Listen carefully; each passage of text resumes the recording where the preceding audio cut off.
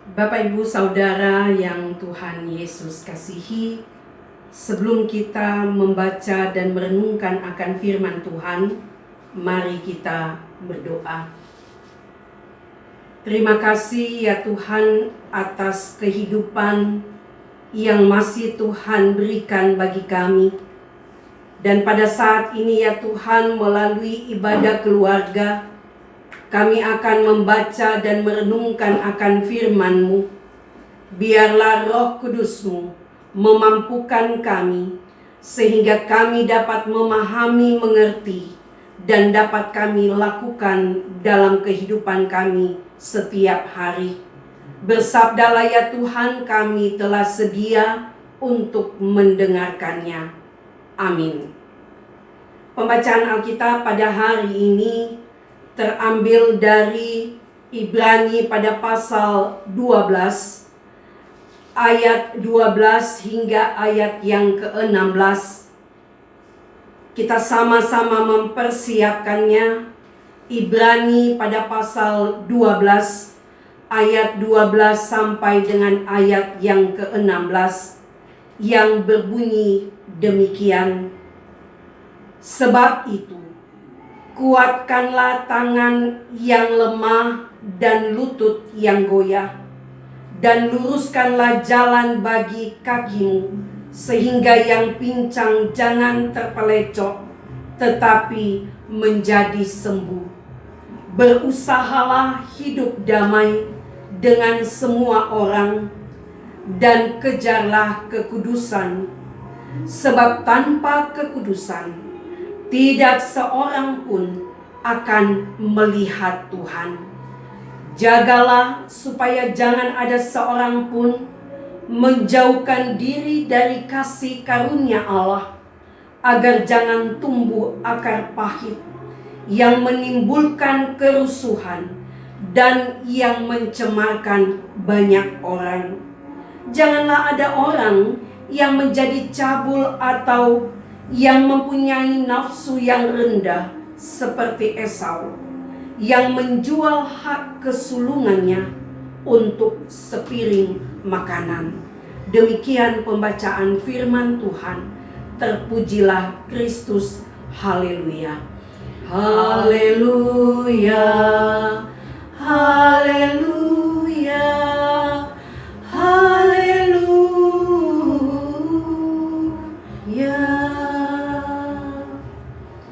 Bapak Ibu Saudara yang Tuhan Yesus kasihi, salam sehat. Kembali kita berjumpa dalam ibadah keluarga, sekalipun kita melalui live atau secara daring dan kita mengikutinya di rumah kita masing-masing. Namun kita percaya bahwa ibadah yang kita naikkan dalam ketulusan hati kita tentunya akan berkenan di hadapan Tuhan. Jikalau kita berbicara tentang akar kepahitan, tentunya ini merupakan sikap, tindakan yang sangat-sangat mengerikan di dalam kehidupan kita sebagai orang percaya. Karena kepahitan dari sisi Alkitab itu mengatakan seperti sebuah racun rohani, dan tentunya ini adalah jalan yang dipakai untuk dapat memperdaya banyak orang. Akar itu bisa tumbuh sehingga dapat menjadi penghambat di dalam pertumbuhan. Jadi tentunya kalau akar yang baik, dia dapat tumbuh menjadi pohon yang baik. Tetapi akar yang tidak baik yang digambarkan di dalam pembacaan kita sebagai akar pahit itu tidak akan menghasilkan pohon yang baik.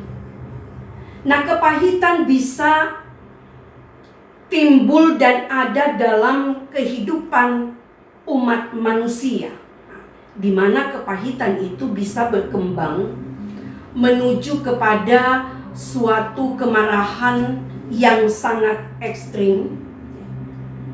Seseorang dapat berbicara mengenai keburukan orang lain yang dia benci dengan harapan dia juga dapat membohongi orang lain untuk setuju dengan apa yang ia ungkapkan sebagai sikap yang menyetujui dan membenarkan pendapat atau perasaan yang ia alami.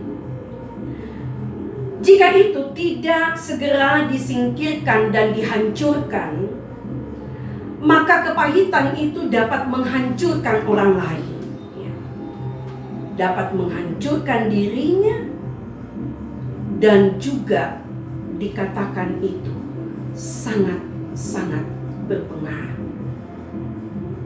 Dan selama kita menyimpan kepahitan itu, orang-orang yang ada di sekitar kita juga akan merasa terluka.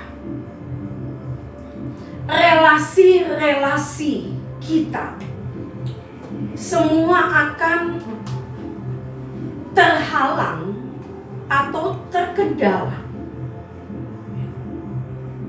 Di sini sukacita kita dicuri, dan yang pasti pertumbuhan iman kita akan terhambat. Maka dengan sangat jelas bahwa penulis Ibrani memberikan penjelasan akan arah kehidupan orang percaya. Kehidupan orang percaya itu harus memelihara hubungannya dengan sesama dan hubungannya dengan Tuhan. Di dalam menjalani hubungan ini, hidup kita harus selalu dekat dengan kasih karunia Tuhan.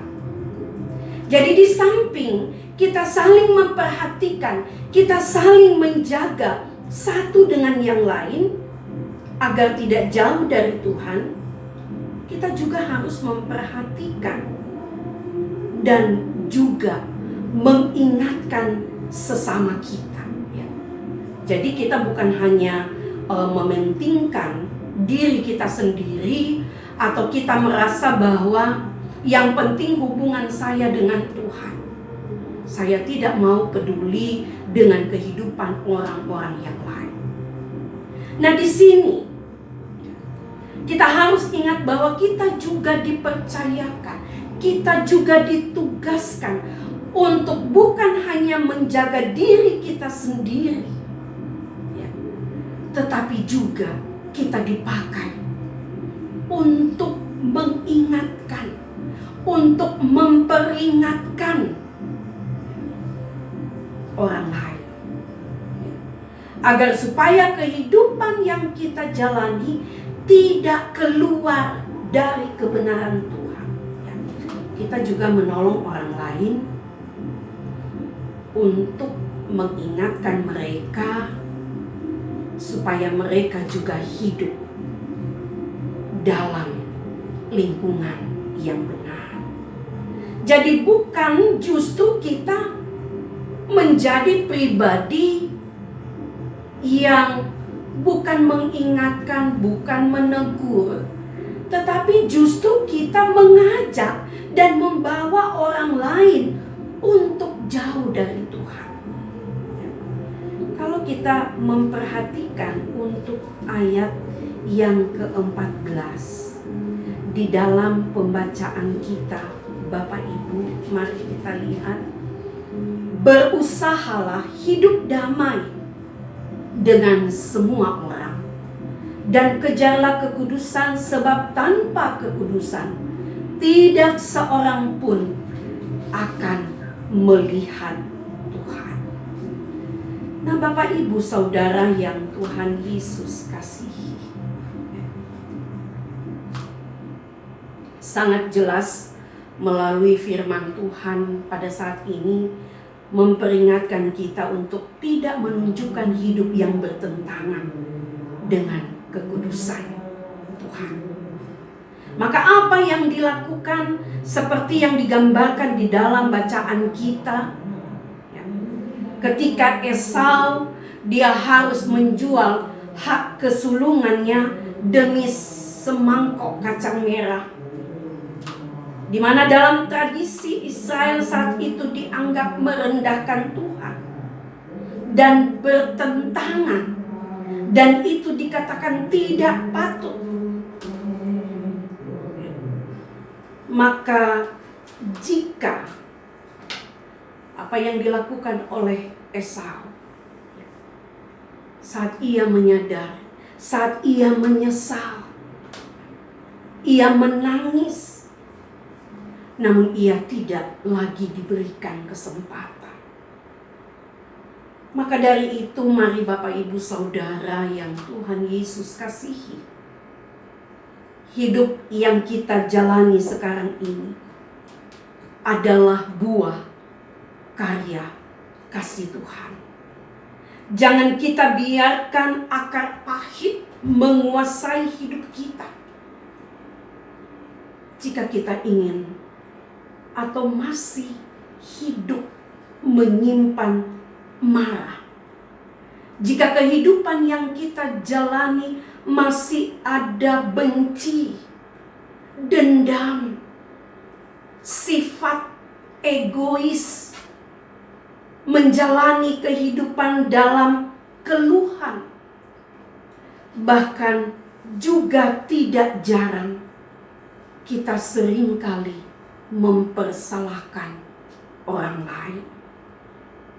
Ingat, Bapak Ibu Saudara yang Tuhan Yesus kasihi, kalau masih demikian, kita akan kehilangan damai sejahtera.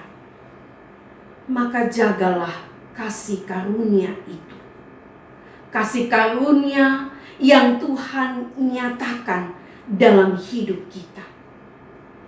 Jangan kita justru membiarkan orang lain kehilangan kasih karunia Tuhan yang sesungguhnya telah diperkenankan oleh Tuhan. Mari kita jalani hidup ini selagi kita diberikan kesempatan. Tumbuhkan pupuk yang baik agar iman yang kita miliki bertumbuh, dan tentunya di dalam iman yang bertumbuh ada imun yang kuat di dalam menghadapi kehidupan ini yang tentu penuh dengan tantangan dan cobaan hidup. Biarlah Bapak Ibu Saudara yang Tuhan Yesus kasihi, kita berusaha untuk tetap hidup di dalam Tuhan, dan kita menyadari bahwa kita juga dipakai oleh Tuhan untuk menyatakan dan juga untuk tetap memanggil mereka yang sudah jauh dari Tuhan untuk kembali ke jalan yang benar. Terpujilah nama Tuhan. Amin.